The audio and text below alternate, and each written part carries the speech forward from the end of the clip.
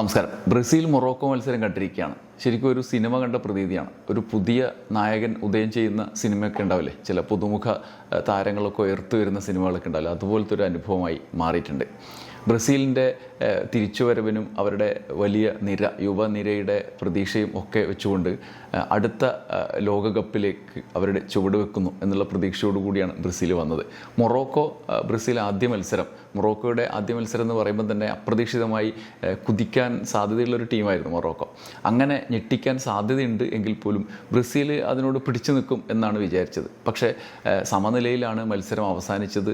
ഒരു 1-1 എന്നൊക്കെ score board കാണുമ്പോൾ തന്നെ അതിൽ ബ്രസീലിനെ മൊറോക്കോ എങ്ങനെ പിടിച്ചു കെട്ടി വിറപ്പിച്ച് വിട്ടു എന്ന് തന്നെ പറയാവുന്ന രീതിയിലാണ്. മത്സരത്തിൻ്റെ തുടക്കത്തിൽ തന്നെ ഒരു 10-17 മിനിറ്റ്, ഒരു 18 മിനിറ്റോളം മൊറോക്കോൻ്റെ കയ്യിൽ ചടപടേ എന്നായിരുന്നു. മൊറോക്കോക്ക് ആകേണ്ടായിരുന്ന ഒരു പ്രശ്നം അവർക്ക് ഈ ഫിനിഷിങ്ങിലുള്ള ബുദ്ധിമുട്ടാണ്. ഈ മഹാപ്രതിഭകളുടെ നിര ഉണ്ടാകുമ്പോഴുള്ളൊരു സുഖമുണ്ടല്ലോ, എപ്പോഴെങ്കിലും ഒരു മുന്നേറ്റം നടത്തി അവർക്ക് ഫിനിഷ് ചെയ്യാൻ പറ്റും.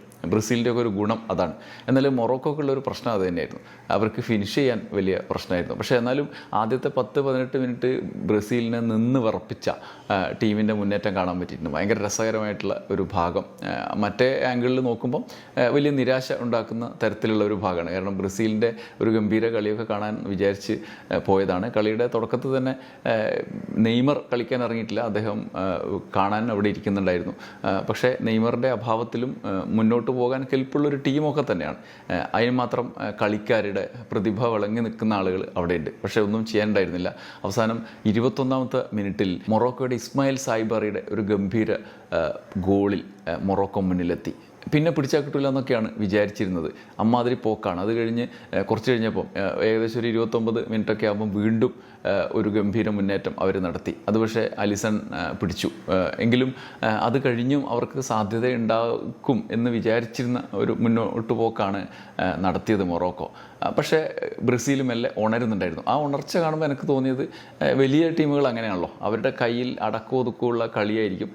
ചില അർമാദിക്കുന്ന ടീം വന്നിട്ട് ഈ കറുത്ത കുതിരകളെ പോലുള്ള അർമാദിക്കുന്ന ടീം വന്നാൽ ആദ്യത്തെ കുറച്ച് സമയം ഇങ്ങനെ അർമാദിച്ച് കളിക്കും, പിന്നെ അവർ ക്ഷീണിക്കും, പിന്നെ ഇവർ ഉയർക്കും. അങ്ങനെയാണ് ഈ ബ്രസീലും അർജൻറ്റീനയൊക്കെ ചില സമയത്തൊക്കെ നമുക്ക് കാണാറുള്ളത്. എന്നാൽ ഇവിടെ ഒരുപക്ഷെ ആദ്യത്തെ വിദേശ പരിശീലകനെയും കൊണ്ടിറങ്ങിയ ബ്രസീൽ അങ്ങനെയുള്ള ലക്ഷണം കാണിച്ചുവെങ്കിലും അതിലേക്കൊന്നും സ്റ്റേബിളായി നിൽക്കാൻ അവർക്ക് കഴിഞ്ഞില്ല. എങ്കിലും അവർക്കൊരു സമനില ഗോൾ, വിനീഷ്യസിൻ്റെ അപാര മികവ്, വിനീഷ്യസിന് നമ്മൾ റയൽ മാഡ്രിഡിലൊക്കെ കാണുന്ന ആ ഒരു സുഖം ഇവിടെ കിട്ടി. കുറച്ച് നേരമാണെങ്കിലും വിനീഷ്യസിന് അതിനനുസരിച്ചുള്ളൊരു പിന്തുണ പലപ്പോഴും കിട്ടുന്നുണ്ടായിരുന്നില്ല.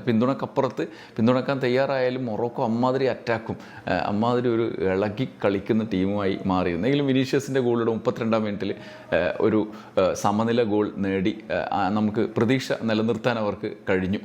കളി ആദ്യ പകുതി തീരുന്നതിന് മുന്നേ തന്നെ കഴിഞ്ഞു. എങ്കിലും കളിയുടെ ഓരോ ഘട്ടത്തിലും അവരുടെ ദൗർബല്യം വ്യക്തമായിരുന്നു. മൊറോക്കോയുടെ അറ്റാക്കിനിടയിൽ ബ്രസീലിൻ്റെ ദൗർബല്യം വ്യക്തമായിരുന്നു.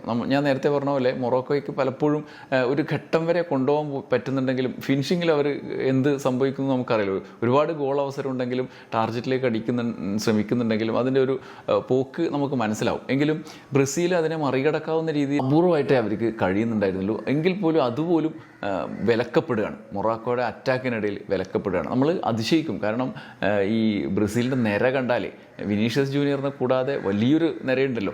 റഫീഞ്ഞോ, പക്വേറ്റ, മാർക്കിനോസ്, കാസിമറോ, ഇങ്ങനെ വലിയൊരു നിര ഇവിടെ കിടക്കുകയാണ്. എങ്കിൽ പോലും ഒന്നും ചെയ്യാൻ പറ്റുന്നില്ല. അങ്ങനെ ചുറ്റും ഇവർ വരിഞ്ഞു മുറുക്കി അങ്ങ് മുന്നോട്ട് പോകുന്ന കാഴ്ചയാണ് നമുക്ക് കാണാൻ പറ്റിയത്. എങ്കിലും വിനീഷ്യസിൻ്റെ ഇടയ്ക്ക് ഒരു 2-3 തവണ നമുക്ക് സന്തോഷം ഉണ്ടാക്കുന്ന മുഹൂർത്തങ്ങൾ ഉണ്ടായിട്ടുണ്ട്. കാരണം ഹീറോകൾ നമ്മൾ പൊതുവായി ഈ ലീഗ് കളികളിലൊക്കെ വല്ലാതെ ആസ്വദിക്കുന്ന ഹീറോകൾ ഇവിടെ ഉണ്ടല്ലോ. അതുകൊണ്ട് നമ്മൾ പ്രതീക്ഷയോടെ ബ്രസീലിലേക്ക് നോക്കിക്കൊണ്ടിരിക്കും. പക്ഷേ മൊറോക്കോയുടെ അമ്മാതിരി അറ്റാക്കിനിടയിൽ ഇതൊക്കെ അങ്ങ് നിഷ്പ്രഭമായി പോകുന്ന കാഴ്ചയാണ് നമുക്ക് കാണാൻ പറ്റിയത്. എങ്കിലും മൊറോക്കോയുടെ പെർഫോമൻസിൻ്റെ ബേസിൽ ഈ കളി നേരം നമുക്ക് നഷ്ടപ്പെടുത്തിയിട്ടില്ല. ഒരു ഗംഭീര ത്രില്ലർ അനുഭവമാണ്. പക്ഷേ ബ്രസീലിൽ നിന്ന് നമുക്ക് അവസാനം വരെ പ്രതീക്ഷിക്കുന്ന ഒരു കാഴ്ചയുണ്ടല്ലോ, ഉയർത്തെഴുന്നേൽപ്പിന് ഒരുപാട് സാധ്യതയുള്ള പ്രതിഭകളുടെ ഒരു നിരയുണ്ട്. നെയ്മറൊക്കെ ഇനി ഇറങ്ങാൻ പോകുന്നതാണ്. നെയ്മറിൻ്റെ പരിക്ക് കാരണം അദ്ദേഹം ഇന്ന് കളിക്കാൻ ഇറങ്ങിയിട്ടില്ല. എങ്കിൽ പോലും അദ്ദേഹം ഇല്ലെങ്കിലും കപ്പാസിറ്റിയുള്ള ടീമാണ് ഈ ഒരു മത്സരത്തിൽ നിന്ന് നിന്ന് പാഠം ഉൾക്കൊണ്ട് അടുത്ത പ്രാവശ്യം അവരിന് മുന്നോട്ട് പോകും എന്ന് നമുക്ക് പ്രതീക്ഷിക്കാം. കഴിഞ്ഞ തവണ നിങ്ങൾക്ക് ഓർമ്മയുണ്ടാവല്ലോ അർജൻറ്റീന സംഭവിച്ചത്. ആദ്യത്തെ കളിയിൽ സൗദി അറേബ്യയോട് കളിച്ച അർജൻറ്റീനയ്ക്ക് പിന്നീട് ഉണ്ടായ മുന്നേറ്റങ്ങൾ അറിയാലോ. എന്തായാലും ബ്രസീലിൽ നമുക്ക് പ്രതീക്ഷ അസ്തമിപ്പിക്കേണ്ട അവസ്ഥ ഇല്ല. പക്ഷേ ഈ കളി കാണുമ്പോൾ നമുക്ക് സംശയം ഉണ്ടാവും ഈ ടീം എങ്ങനെയാണ് മുന്നോട്ട് പോവുക. ഇനി അത് മൊറോക്കോയുടെ ഈ ഒരു ലെവൽ കളിയുടെ മുന്നിൽ ബുദ്ധിമുട്ടിലായി പോയതാണോ നമുക്കറിയില്ല.